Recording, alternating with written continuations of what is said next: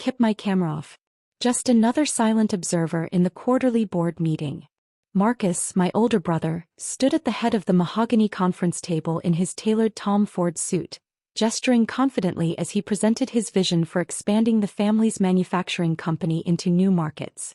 He had no idea I was on the call. He never did. "We need bold leadership," Marcus continued, his voice carrying that particular tone he'd perfected since childhood. The one that said he was the chosen one, the capable one, the one who actually mattered. Not the kind of person who can't even balance a checkbook. I took a sip of my coffee.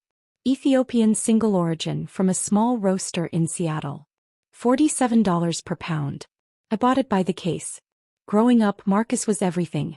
I was nothing. When Marcus was 12 and I was 9, Dad brought home report cards from our private school. Marcus had straight A's. I had A's and 1 B+ in math. "This is what excellence looks like," Dad said, holding up Marcus's report card at dinner. He put mine face down on the table. "Tegan, you need to work harder. Your brother never disappoints us." Mom nodded, cutting into her chicken. "Marcus is just naturally gifted. Some people have it, some don't." I was 9 years old. When Marcus was 16, Dad bought him a BMW 3 Series for his birthday. Midnight blue, leather interior, the works. The whole family went to the dealership to watch him get the keys. When I turned 16, Mom handed me a Metro card at breakfast. "You'll need this for school," she said. "The bus is very reliable." Marcus laughed from across the table. "Maybe when you prove you're responsible, Dad will consider it." I never got a car. When Marcus was 21, Dad invested $850,000 into his tech startup idea. Marcus had barely finished his business degree, but Dad called him a natural entrepreneur and the future of this family. When I was 21 and asked for $5,000 to invest in a certification program for supply chain management, Dad looked at me like I'd asked for a kidney. "Tegan, you need to be realistic about your capabilities," he said. "Not everyone is cut out for business. Maybe focus on finding a stable job with benefits." I worked 3 jobs that year. Paid for the certification myself. Finished top of my class. Nobody in my family came to the graduation. The worst part wasn't the money or the cars or the opportunities. It was the casual cruelty. The constant comparisons. The way they talked about me when I was right there in the room as if I couldn't hear them. At 23, Marcus's startup failed. He'd burned through Dad's $850,000 in 18 months. Dad called it a valuable learning experience and immediately hired him as VP of Operations at Carson Manufacturing, our family's industrial equipment company. At 23, I was working as a logistics coordinator at a warehouse, making $43,000 a year. "At least you have a job," Mom said when I mentioned I was considering night school for my MBA. "Not everyone needs to be ambitious. Someone has to do the regular work." That was 7 years ago. What my family didn't know, what they'd never bothered to ask about, was what happened after those warehouse shifts ended. I didn't go home and watch Netflix. I didn't go out drinking with friends. I went to a studio apartment I'd rented under an LLC and I worked. That logistics coordinator job taught me something the MBA never would have. I could see inefficiencies everywhere. Supply chain bottlenecks. Routing problems. Inventory waste. And I was really good at fixing them. At 24, I started consulting on the side. Small stuff. A local restaurant needed help managing their food supply vendors. I charged $500 and saved them $3,200 a month. They told their friends. By 25, I had 12 clients. All small businesses. All paying between $800 and $2,000 a month for supply chain optimization. I was making more from consulting than my day job, but I kept the warehouse position. It was my cover. At 26, a mid-sized manufacturing company hired me to audit their entire operation. I found $1.7 million in annual waste. They paid me $95,000 for 3 months of work and asked if I wanted to join full-time. I said no. I had a better idea. I incorporated Meridian Supply Solutions. Just me working from that studio apartment, taking contracts from companies who needed their operations fixed. I was anonymous. They hired the company, never met me in person. Everything was remote consulting, detailed reports, implementation guides. The business grew fast. Really fast. At 27, Meridian pulled in $890,000 in revenue. I netted $510,000 after expenses. At 28, I hired my first employees. 2 logistics specialists, 1 data analyst. Revenue hit $2.1 million. At 29, we landed a contract with a Fortune 500 manufacturer. That single contract was worth $4.7 million over 2 years. I still lived in a modest apartment. Drove a 7-year-old Honda Civic. Wore clothes from Target. My family had no idea. At 30, Meridian Supply Solutions was valued at $67 million. We had 43 employees. We'd optimized supply chains for 18 major corporations. I own 100% of it. But I was just getting started. 6 months ago, something interesting crossed my desk. Carson Manufacturing, my family's company, the one Marcus ran as VP of Operations, the one Dad had built over 30 years, was struggling. Their supply chain was a disaster. Costs were ballooning. Delivery times were terrible. Major clients were threatening to leave. The board was looking for solutions. They'd heard about a consulting firm called Meridian Supply Solutions that specialized in exactly this kind of operational rescue. They reached out. I took the meeting. Video call, camera off. I sent my director of operations to handle the face-to-face presentations. I stayed in the background analyzing their data. Their problems were worse than I'd expected. Marcus had made decision after decision that prioritized short-term appearances over long-term sustainability. He'd chosen vendors because they took him to nice dinners, not because they were cost-effective. He'd ignored warnings from his operations team because he trusted his gut. The company was bleeding $340,000 a month in preventable waste. I could fix it in 6 weeks. But I had a different idea. Carson Manufacturing's board was desperate.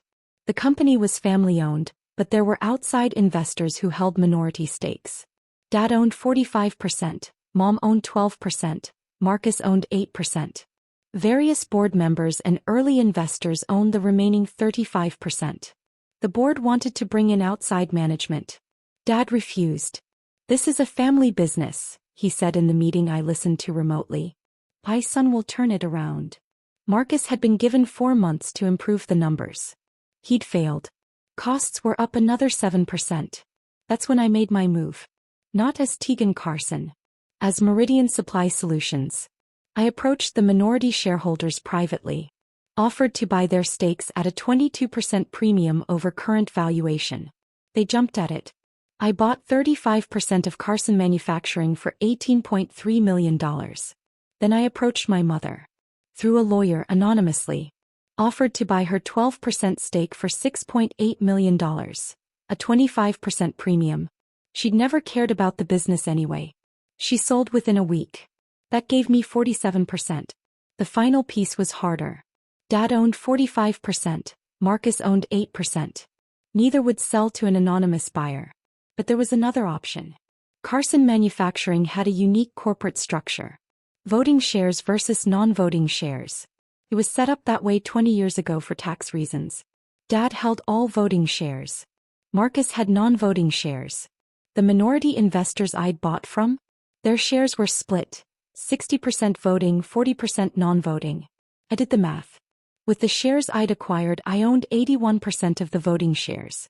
I controlled the company. Nobody knew. The shares were held in a trust managed by a law firm in Delaware. My name appeared nowhere.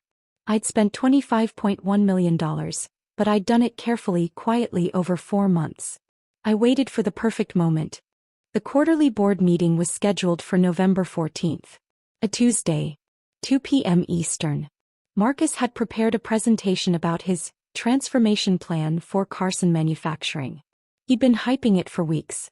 In the family group chat, he'd sent photos of himself with consultants, with spreadsheets, with projection models. "This is going to revolutionize the company," he texted. Dad's vision, executed properly. Mom had responded with heart emojis. Dad had responded, "Proud of you, son." I'd responded, "That's great." Nobody asked what I thought about the actual business strategy. Nobody asked what I did for work anymore. They'd stopped asking years ago. I think they assumed I still worked in a warehouse. At Thanksgiving the year before, Uncle Richard had asked me how my little job was going. "It's fine," I'd said. "Still doing the shipping thing?" he'd asked. Something like that. Marcus had laughed. Tegan's not really a career person, Uncle Richard. She's she's happy where she is. I'd smiled. I am happy. That was the truth. I was very happy. The day before the board meeting I called Marcus. It was the first time we'd spoken directly in 3 months. Hey, I said. I saw you're presenting tomorrow. The quarterly meeting. Yeah, he said. I could hear the pride in his voice. Big day. Going to show the board what real leadership looks like. I'm sure you'll do great. Thanks. Hey, you should come by for dinner sometime. Mom keeps asking about you. Does she? Well, she mentions you sometimes. I'll think about it. Cool. Hey, I gotta run. Conference call with some potential investors. Good luck tomorrow, Marcus. Thanks, sis. He hung up. I looked at the documents on my desk. Transfer papers. Corporate governance filings. Legal briefs prepared by 3 different law firms. Tomorrow was going to be very interesting. I dialed into the board meeting at 1:55 p.m. Camera off, microphone muted. Just another anonymous observer. The system showed me as M. Solutions Observer. The conference room came into view. 12 board members around the table. Dad at one end looking older than I remembered. Gray at the temples now, deep lines around his eyes. He'd aged a lot in the past year. Marcus stood at the other end, a clicker in his hand, his presentation already loaded on the screen. He looked confident. He always looked confident. The meeting began with standard business. Financial reports. Operational updates. The numbers were bad. Revenue down 11% year-over-year. 3 major clients had left. Operating costs were up 23%. Marcus waited for his moment. Now, the board chairman said, we'll hear from Marcus Carson about his operational transformation plan. Marcus smiled. Thank you. What I'm about to present is going to secure this company's future for the next decade. He clicked to the first slide. Bold letters, Carson Manufacturing, a new vision. I took notes. Professional habit. Marcus walked through his plan. Consolidate vendors. Renegotiate contracts. Implement lean manufacturing principles he'd clearly just learned about. The buzzwords were impressive. The substance was thin. But the board nodded along. These were business people who wanted to believe. Who needed to believe. The key, Marcus said, clicking to a slide showing projected savings, is decisive leadership. Not committees. Not consultants. Not people who overthink every decision. A few board members glanced at each other. My father built this company on gut instinct and bold choices, Marcus continued. That's what I'm bringing back. No more analysis paralysis. No more hesitation. He clicked to the next slide. Estimated annual savings, $8.7 million. I almost laughed. The number was fiction. Pure fantasy based on assumptions that would never hold in reality. These savings, Marcus said, come from cutting unnecessary overhead. Streamlining decision-making. Eliminating redundancy. Eliminating what redundancy? One board member asked. Middle management bloat. Unnecessary consultants. People who don't add value. Can you be more specific? Marcus smiled. I can, but I want to address something first. He set down his clicker. There's been some concern about my qualifications. About whether I have the experience to lead this transformation. The room shifted. Several board members looked uncomfortable. I want to address that directly, Marcus said. I've spent 8 years in this company. I know every inch of our operations. I know our vendors, our clients, our processes. What I don't have is some fancy consulting background or a wall of certifications from people who've never actually run a business. He was on a roll now. The confident, dismissive Marcus I'd known my whole life. The board has discussed bringing in outside consultants, he continued. Specifically, there's been talk about this firm, Meridian Supply Solutions. Some of you have been very impressed with their pitch. He clicked to a new slide. It showed Meridian's logo and our tagline, Operational Excellence Through Data-Driven Solutions. My heart rate didn't change. I'd expected this. Here's what I know about Meridian, Marcus said. They're expensive. They're slow. They come in, analyze everything to death and present reports that look impressive but don't actually change anything. I've seen it a dozen times. The board chairman cleared his throat. Marcus, we've reviewed their proposal. It's quite comprehensive. I'm sure it is. But here's the thing. Marcus leaned forward on the table. Do we want to pay outsiders millions of dollars to tell us what we already know? Or do we want someone who actually cares about this company to fix it? Several board members nodded. My father didn't build Carson Manufacturing by hiring consultants, Marcus said. He built it by trusting his judgment, by taking risks, by being bold. That's what this company needs now. Not some anonymous firm that'll study us for 6 months and then leave. He clicked to his final slide, Carson Manufacturing, Family Leadership for a Strong Future. I'm asking this board, Marcus said, to trust me. Give me 6 months. If I don't deliver these numbers, I'll step down. But I know I can do this. This company is in my blood. Dad was smiling. Proud. The board chairman looked around the table. Any questions for Marcus? A woman I recognized as the CFO raised her hand. What about the supply chain issues? 3 vendors have threatened to terminate contracts because of payment delays. Marcus waved his hand. That's just posturing. They need us more than we need them. I'll handle it. And the client losses? Another board member asked. Clients leave sometimes, Marcus said. That's business. We'll replace them. With what pipeline? I have relationships. Trust me. The room was silent for a moment. Then Marcus said something I'd been waiting for. Look, I know some people in this company don't think I'm qualified. My own sister couldn't manage a coffee shop, and even she probably thinks she could do better. A few uncomfortable laughs. But the difference is, Marcus continued, I'm actually here. I'm doing the work. I'm not some armchair quarterback with opinions and no experience. My sister, she's a sweet person, but she's financially illiterate. She doesn't understand business. She never has. I unmuted my microphone. Interesting perspective, I said. The room froze. Who? Marcus looked around confused. Who said that? This is Solutions, I said. Observer line. This is a closed meeting, Marcus said. Board members only.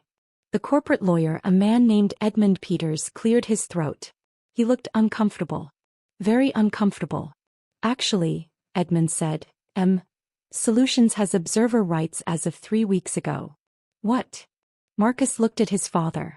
Dad shrugged. It's standard, Edmund said. New significant shareholders are granted observer status in the corporate bylaws. How significant? Marcus asked. Edmund didn't answer. How significant? Marcus repeated. That's not. We don't typically disclose. I'd like to know who I'm dealing with, Marcus said. His confident tone was cracking slightly. I decided to help. My name is Tegan Carson, I said. And I own 81% of the voting shares of this company. The room went dead silent.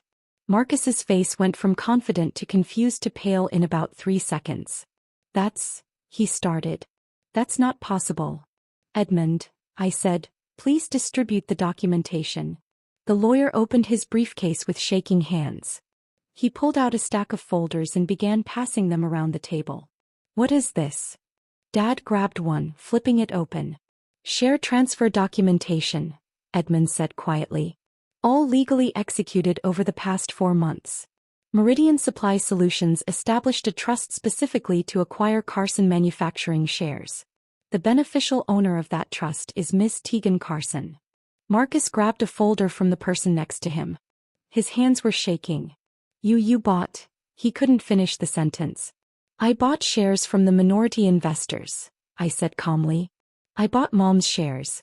And because of the voting structure you set up 20 years ago, Dad, I now control 81% of the voting rights. Dad's face had gone pale. Your mother sold? For $6.8 million, I said. A very fair price. This can't be legal, Marcus said. Edmund, this can't be legal. It's entirely legal, Edmund said. I've reviewed all the documentation. Multiple times. It's airtight. The CFO was staring at her folder, lips moving as she read. Finally, she looked up. Tegan Carson. You're the founder of Meridian Supply Solutions. Yes, I said. The Meridian Supply Solutions? The one that restructured Telford Industries. Yes. And Cascadian Manufacturing? Yes. Anne, she flipped through papers, you're currently valued at $67 million? $73 million as of last month's valuation, I said. We landed 2 new Fortune 500 contracts. The room was silent except for papers rustling as board members read through the documents. Marcus was staring at the table. His presentation, Carson Manufacturing, Family Leadership for a Strong Future, was still projected on the screen behind him. I don't understand, Dad said finally. His voice sounded small. You work in a warehouse. I did, I said. 7 years ago. I left that job 6 years ago when my consulting revenue exceeded $400,000 annually. But you never said. You never asked. Mom's voice came from Dad's phone. She was conferenced in remotely. Tegan, honey, why didn't you tell us? Would you have believed me? I asked. Silence. Marcus, I said, I reviewed your presentation.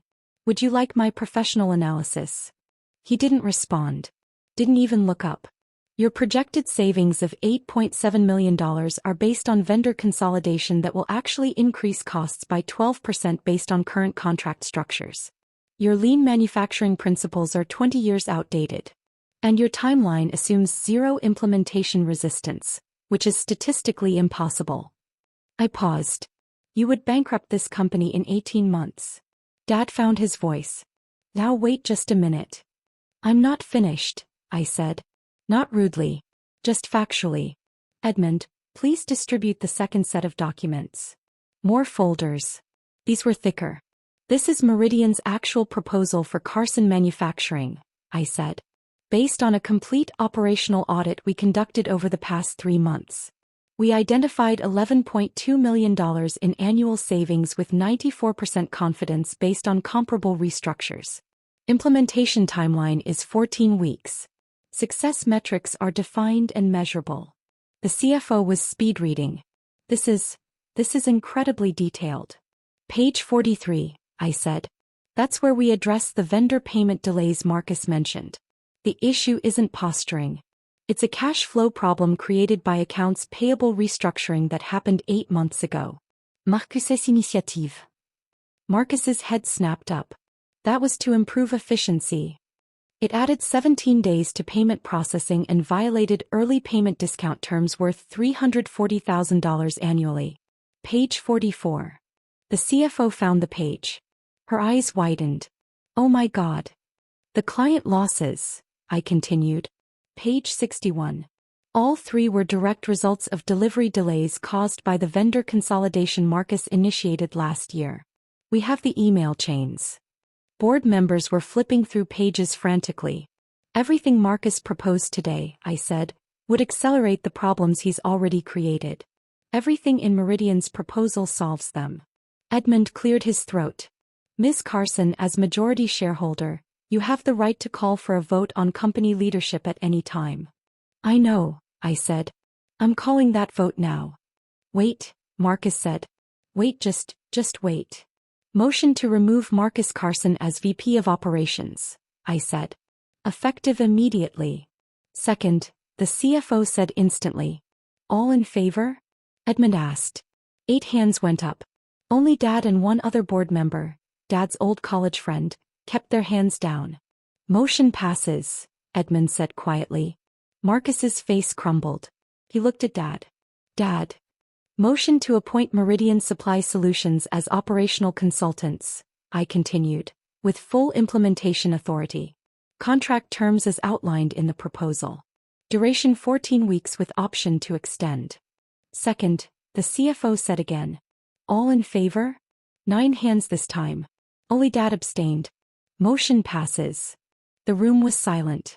Finally, I said, motion to restructure executive leadership. I'm recommending we hire a professional CEO with manufacturing experience. Dad remains as chairman emeritus with advisory capacity but no operational authority. Dad stood up. Tegan, please. All in favor? 10 hands went up. Even Dad's college friend. Motion passes, Edmund said. I took a breath. The board meeting is adjourned. Meridian's transition team will arrive tomorrow morning at 8 a.m. Marcus, please prepare all operational documentation for transfer. Edmund will send you the details. I ended the call. My phone started ringing within 30 seconds. Then Marcus. Then Mom. Then Dad again. I didn't answer. Instead, I called my director of operations. The vote passed. All 3 motions. Send in the team tomorrow as planned. Congratulations, she said. You must feel amazing. Did I? I wasn't sure what I felt. I walked to my window. My apartment wasn't modest anymore. I'd moved 6 months ago. Penthouse in downtown Seattle. Floor-to-ceiling windows overlooking the Sound. I'd bought it with cash. My phone buzzed. A text from Marcus, please call me. Then another, I'm sorry. I never knew. Please. Then Dad, we need to talk. Family meeting. Tonight. Then Mom, honey, I'm so confused. Please explain this to us. I turned my phone face down. There was a knock at my door. I wasn't expecting anyone.